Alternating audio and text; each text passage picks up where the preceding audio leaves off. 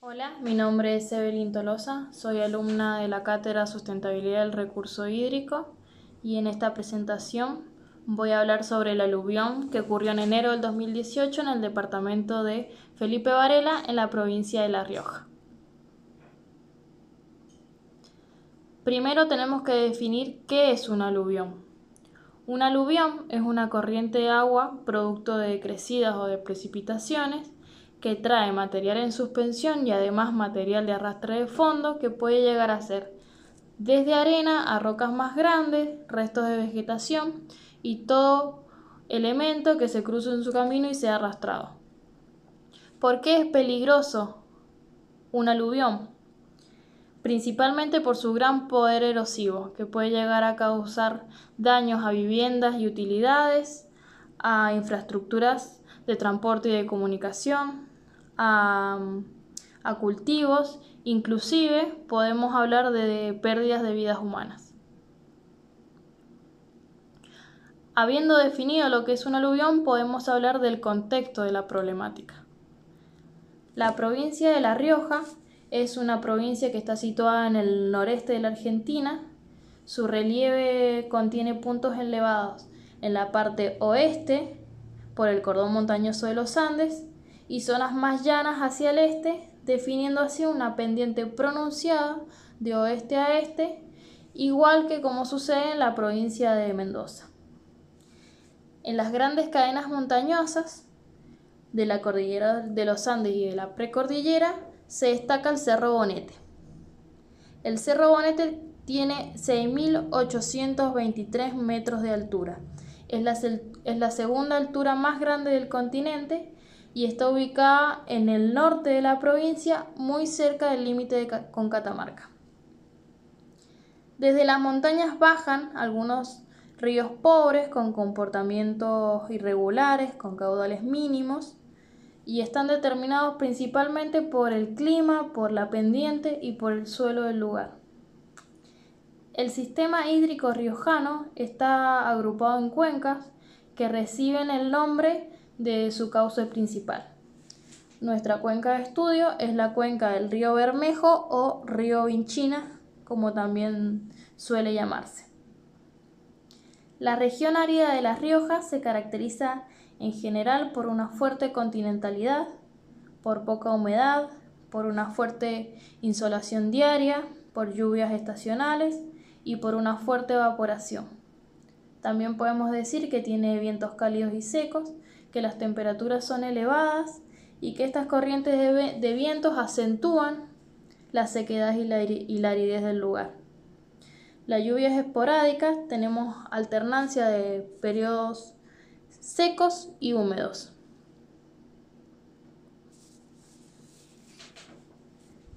El rol de los cordones montañosos es muy importante en la distribución regional de las lluvias.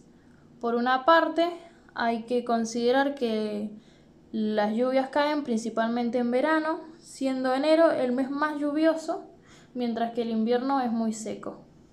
Por otra parte, las precipitaciones disminuyen de este a oeste. En la zona este, en la zona llana, llegamos a tener 300 milímetros de precipitación anual, mientras que al pie de la cordillera de los Andes tenemos hasta 100 milímetros de precipitación anual. Con respecto a la densidad poblacional de la región, contamos con valores muy bajos relacionando la superficie total con la población. Esto es debido principalmente a que el ambiente montañoso lo hace muy poco propicio para asentamientos. Con respecto a las actividades económicas principales, podemos nombrar una fuerte actividad turística y también la actividad agropecuaria. En el gráfico podemos ver que según un estudio que se realizó desde el Gobierno de la Nación, que las principales causas por eventos de desastre en la provincia de La Rioja son por aluviones justamente.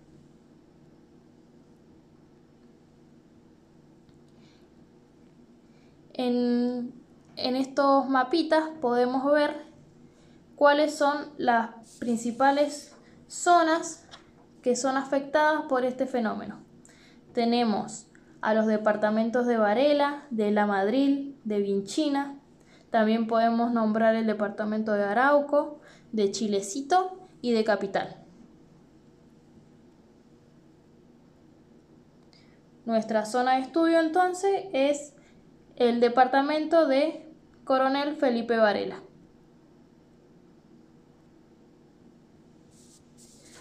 Ahora vamos a hablar de la cuenca. Primero hay que definir lo que es una cuenca. Llamamos cuenca al terreno o superficie que aporta todas sus aguas de escorrentía a un mismo punto de desagüe o de cierre. Nuestra cuenca la llamamos cuenca Vinchina-Bermejo. Tiene un perímetro de 666,24 kilómetros y un área de 13.526 kilómetros cuadrados. El cierre de la cuenca, acá lo hemos marcado con una cruz, está en el río Vinchina, entre el río Vinchina y la Ruta Nacional 40, entre Villa Unión y Los Palacios. El día 31 de enero del 2018 hubo en la provincia de La Rioja un fuerte temporal con vientos fuertes. La capital de La Rioja y otras localidades como Chilecito, San Pedro y Los Palacios se vieron afectadas por un aluvión que produjo daños materiales y evacuados, pero por suerte no se lamentaron fallecidos ni heridos. En la siguiente imagen podemos ver los departamentos afectados por las intensas lluvias. El Servicio Meteorológico Nacional había alertado a la provincia por las intensas lluvias. Esto produjo que ríos como el Pismanta o el Puyuta incrementaran su caudal, provocando aluviones en la zona, arrastrando todo lo que había a su paso. Considerando que en dicha provincia la tasa anual de precipitaciones es de aproximadamente 300 milímetros anuales, los datos arrojados en la tabla muestran un gran porcentaje de lluvias acumuladas en pocos días. Estos porcentajes son aproximadamente el 43% de la precipitación media anual de la provincia, acumulada solamente en estos últimos días de enero.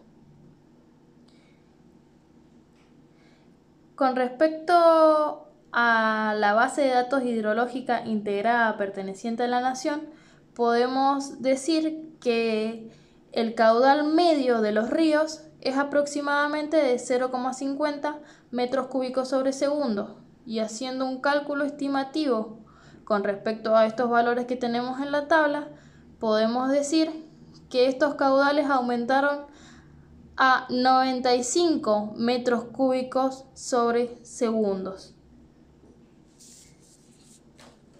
En base a esto, uno puede estimar o imaginar las posibles consecuencias que surgen después de acumularse tanta agua en cuestión de horas, y más teniendo en cuenta que es una provincia con escasas precipitaciones. Tenemos cortes de rutas, barrios inundados, plazas, campings,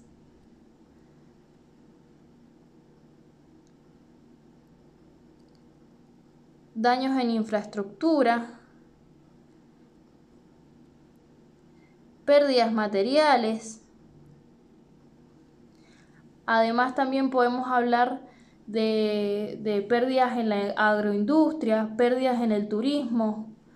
El total de pérdidas que se produjeron debido a estos aluviones fueron de más de 35 millones de pesos actuales.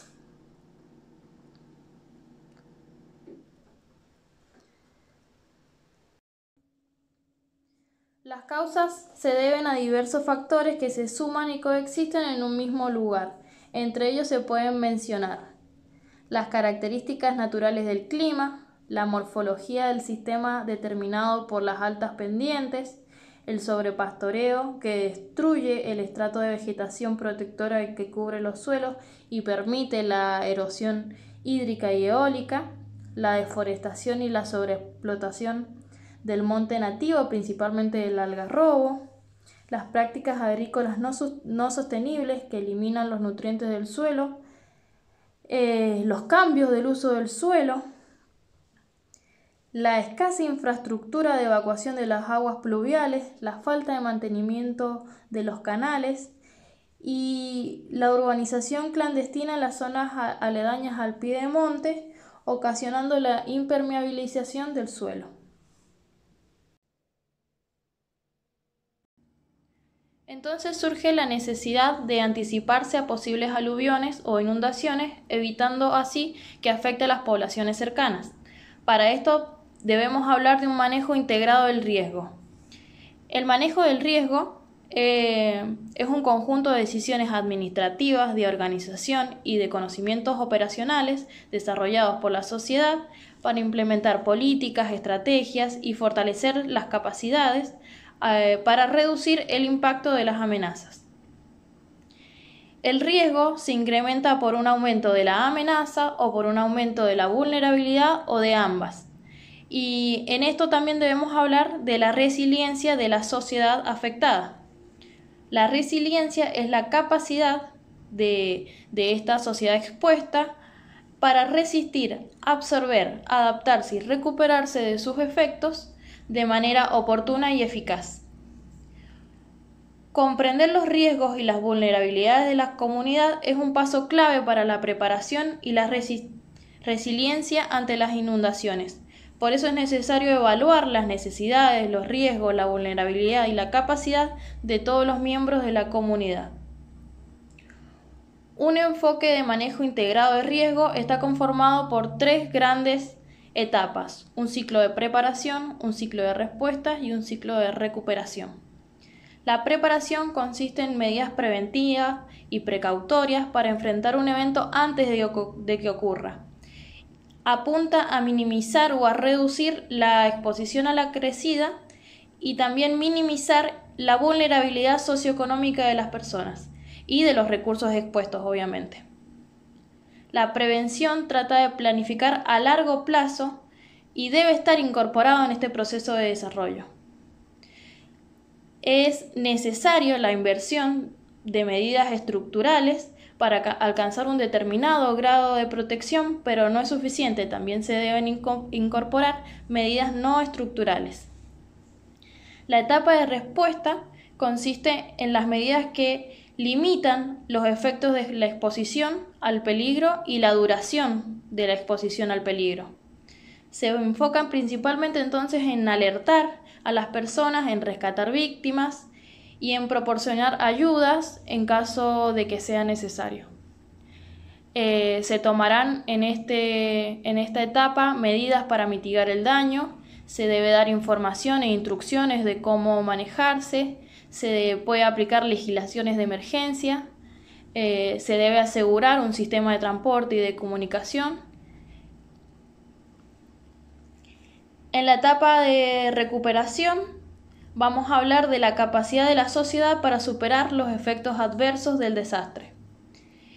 En esta etapa podemos hablar de la reconstrucción o reparación definitiva de todas las obras o la infraestructura afectada, de un financiamiento para los damnificados, que pueden ser desde descuento o exhibición de impuestos, ayuda con elementos para restablecer las viviendas o los comercios, o hablar también de créditos especiales.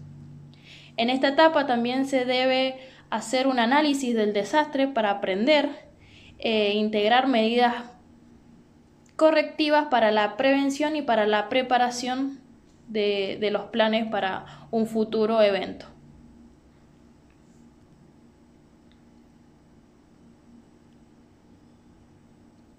La preparación, entonces dijimos que debían ser medidas tanto estructurales como no estructurales. Como medidas estructurales podemos enfocarnos en medidas que disminuyan el peligro o que disminuyan la vulnerabilidad. Con respecto a medidas que disminuyan el peligro, podemos hablar de infraestructura de defensa, como pueden ser los muros de retención, los diques de atenuación o las obras longitudinales. También podemos hablar de obras que disminuyan la vulnerabilidad, como por ejemplo albergues para la población, elevación de terrenos, protección directa a viviendas. Como medidas no estructurales también podemos enfocarnos en que disminuyan el peligro o disminuyan la vulnerabilidad. Podemos hablar que disminuyan el peligro en la conservación del suelo y la reforestación, investigación y educación, en un monitoreo ambiental. Podemos hablar también de planes para manejo de cuenca o también de reconocimiento y delimitación y también desocupación de las zonas en donde esté el flujo.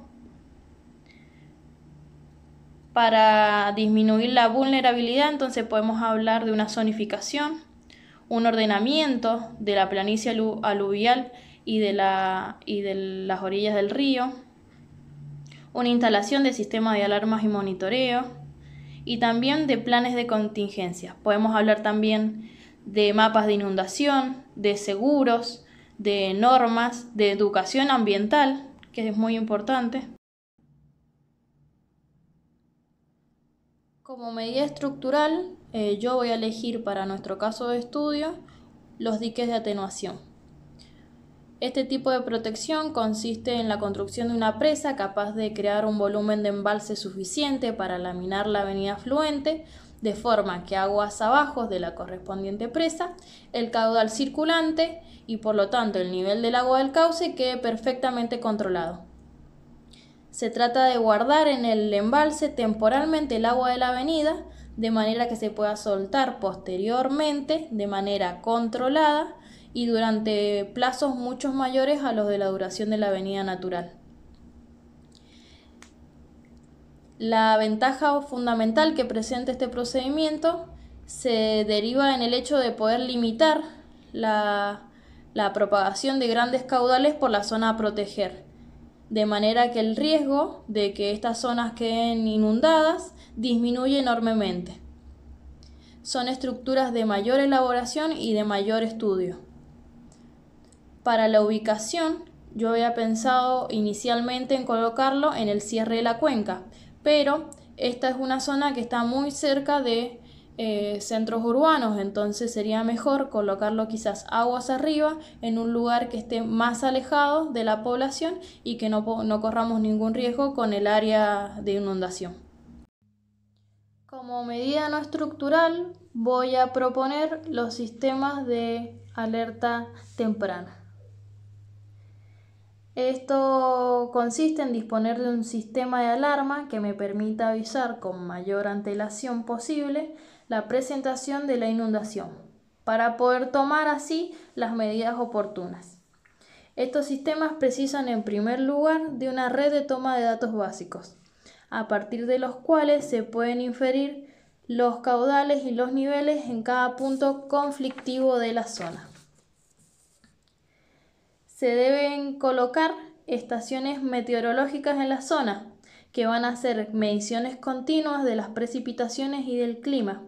Cuando precipite en la montaña, si estos niveles exceden los niveles normales, se envía una alerta a las comunidades aguas abajo.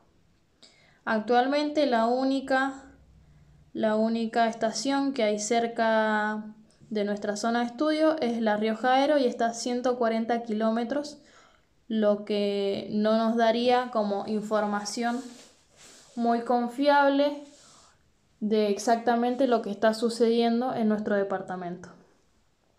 La función principal de esto va a ser la protección de vidas. Este sistema posee distintos niveles de alerta. Estos van a variar según la intensidad de las precipitaciones en la cuenca de aporte. Esto, conjunto a un sistema de comunicación vinculados a los organismos de seguridad y a las comunidades, serían vitales para reducir los efectos adversos que se desarrollan por las crecidas y los aluviones. O sea, se debe hacer una zonificación de riesgo. Como conclusión, entonces, podemos decir que tomando estas medidas estructurales y no estructurales en conjunto, vamos a lograr una solución integrada, tanto para disminuir el peligro como también para disminuir la vulnerabilidad de la sociedad ante estos eventos. Muchas gracias.